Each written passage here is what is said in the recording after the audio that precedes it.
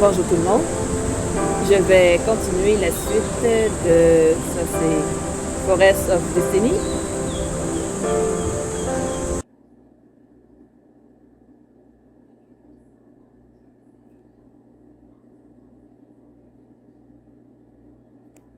Ah, j'en ai assez pour l'instant. Oh, c'est vrai. Je secoue la tête alors que le feu fait rage. Je me lève et j'essaie de sortir de la fosse. Mais les robots entre terre s'avèrent trop brutes et trop lâches. Ça ne sert à rien, je suis piégée. Est-ce que quelqu'un m'entend? Je n'entendrai que le silence et je baisse la tête. C'est alors que je remarque que la marque sur ma poitrine rayonne à nouveau. Bientôt, ma peau commence à picoter et une légère brise se lève. Peut-être que si je me concentre, je peux me faire éviter ou sortir de quelque chose comme ça. Je ferme les yeux et j'essaie de me concentrer sur ce qui fait bouillonner l'air. Jusqu'à ce moment-là, j'entends quelqu'un qui tachote au-dessus de moi. Hé, arrête ça, tu veux? Jinta? Comment m'as-tu trouvé? Il s'accrochait au bord de la fosse et me tend son bras. J'ai senti que tu faisais appel à tes pouvoirs.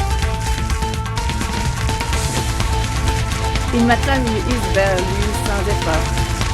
Cela veut dire que d'autres l'ont peut-être aussi senti.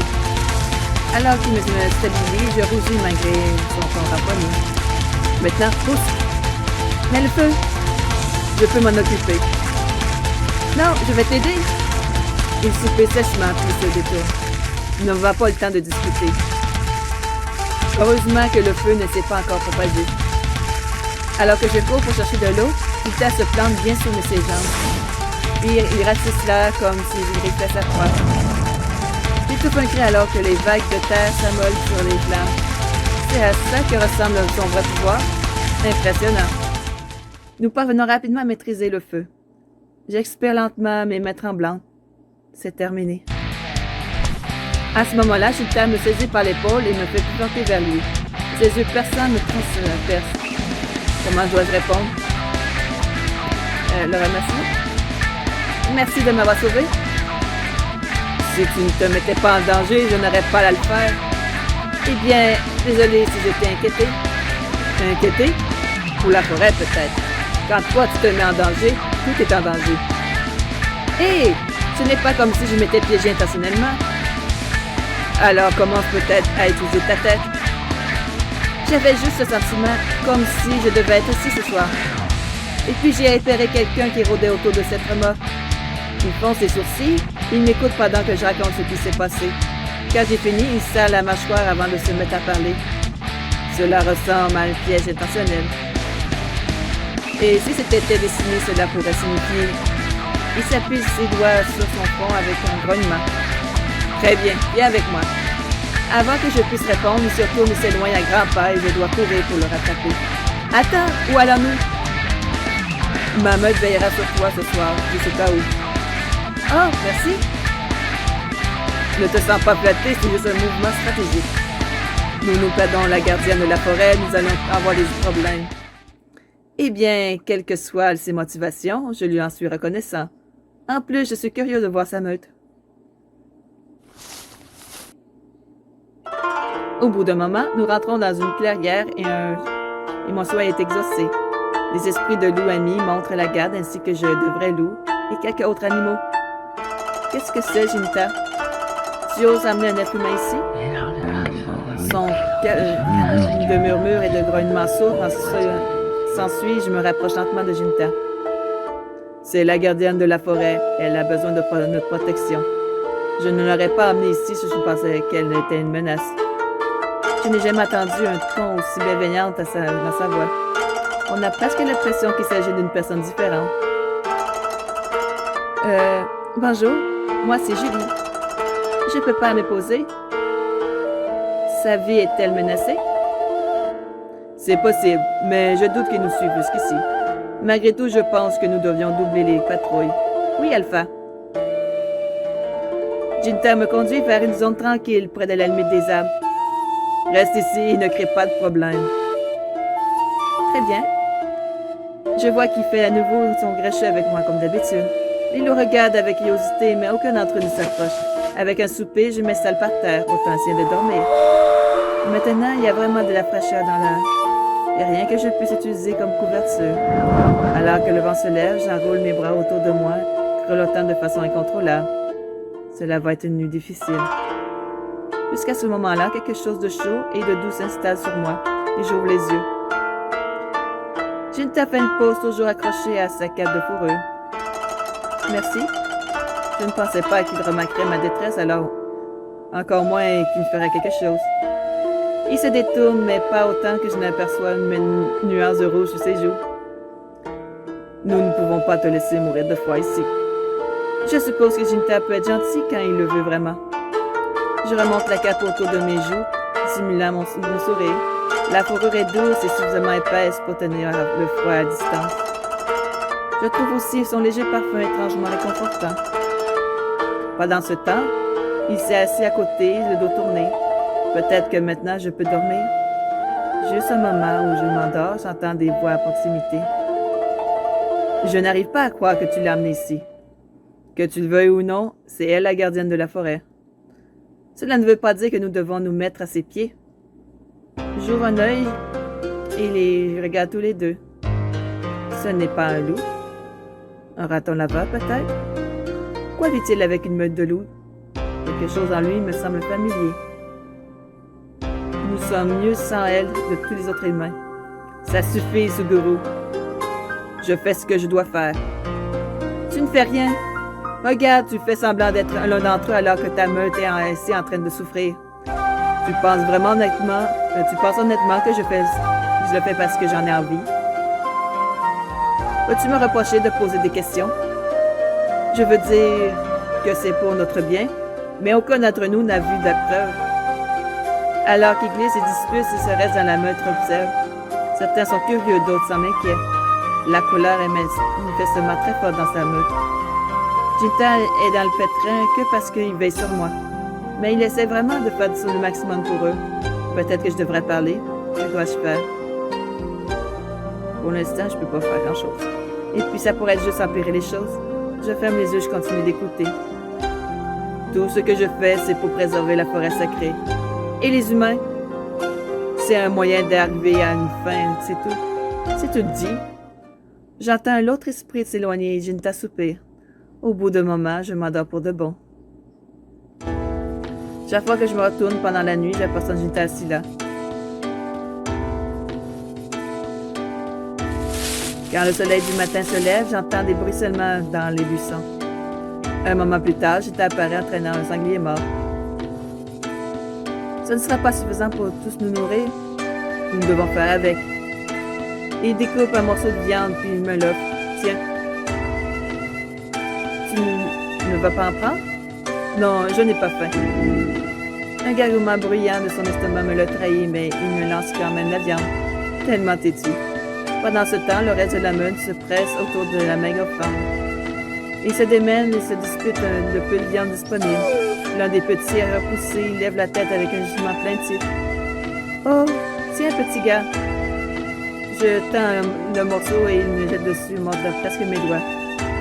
Alors, c'est ce qu'ils veulent dire par avoir une faim de loup? Lorsque je me retourne vers Ginta, il découvre qu'il m'observe tranquillement. Écoute, à propos de ce que Suguru disait la nuit dernière, ta meute a des difficultés à cause de ce qui arrive à la forêt. Il se la m'assoit puis il se retourne. Allez, il est temps d'y aller. Il me rejette encore une fois. Nous trouvons Ray et Midori. Ils nous attendent dans la salle de réunion. Julie, Ginta arrive en retard ensemble, hein? Que dois-je en penser? Rien du tout. C'est un développement curieux, je dois l'admettre. Ginta a eu la gentillesse de me donner un abri, c'est tout. Tu as passé la nuit dehors. Tu as passé la nuit avec lui, exprès. Mon cœur est brisé, Julie, c'en est trop. Et pendant combien de nuits as-tu bénéficié de ma protection? Le reproche met fin au comportement de Midori. Est-il vraiment jaloux ou juste en train de me draguer? Vous voulez bien vous nous expliquer comment tout cela est arrivé? Ginta et moi, nous essayons de raconter notre expérience sur le chantier. Au moment où nous terminons, Ray a l'air d'être plus grave que d'habitude. Cela n'augure rien de bon. Il se peut que Julie ne soit plus en sécurité sans escorte.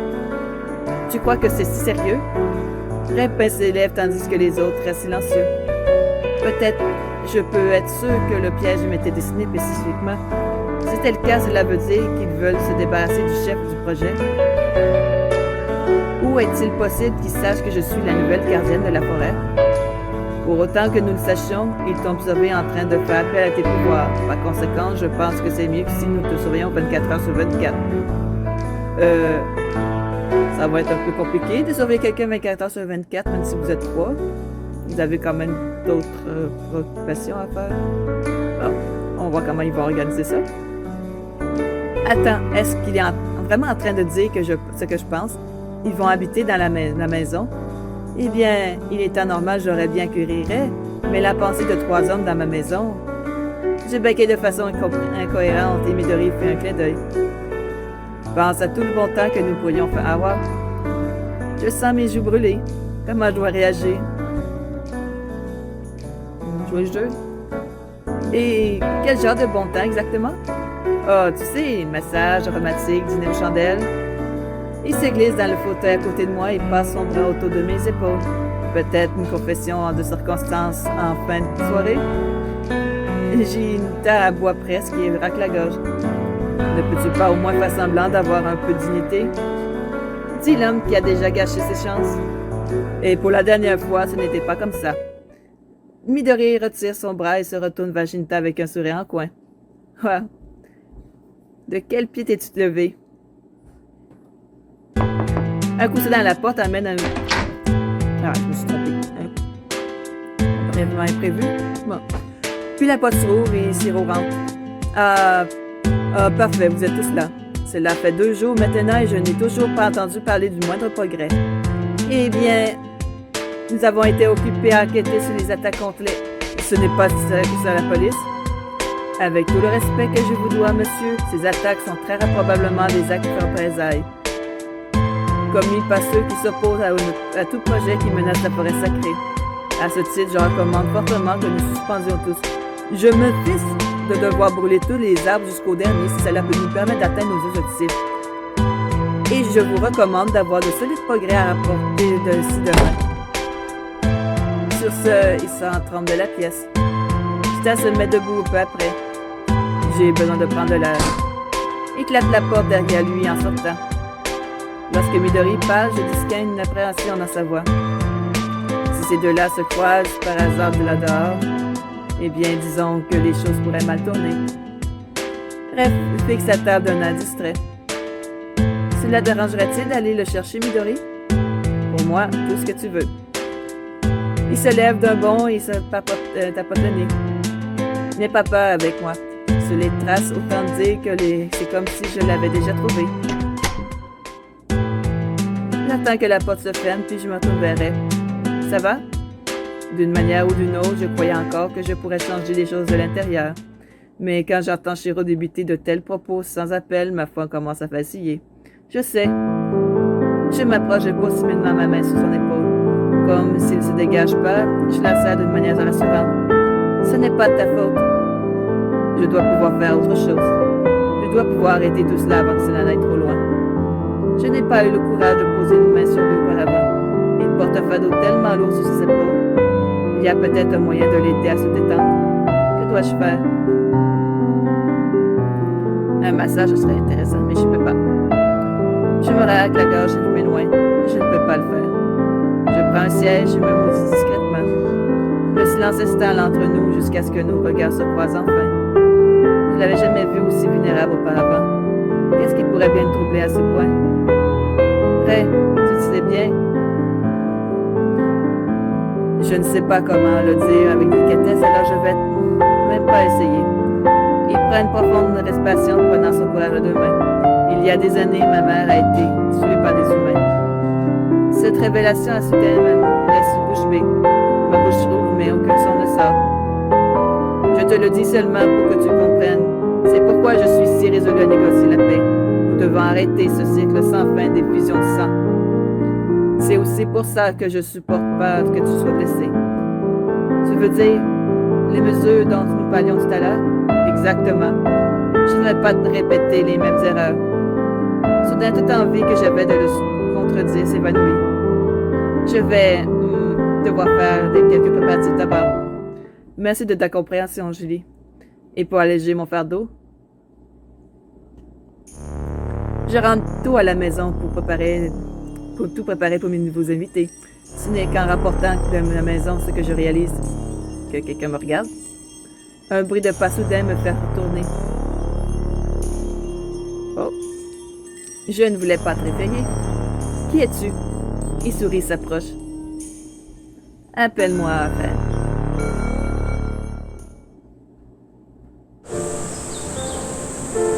Ah, ça peut être fini.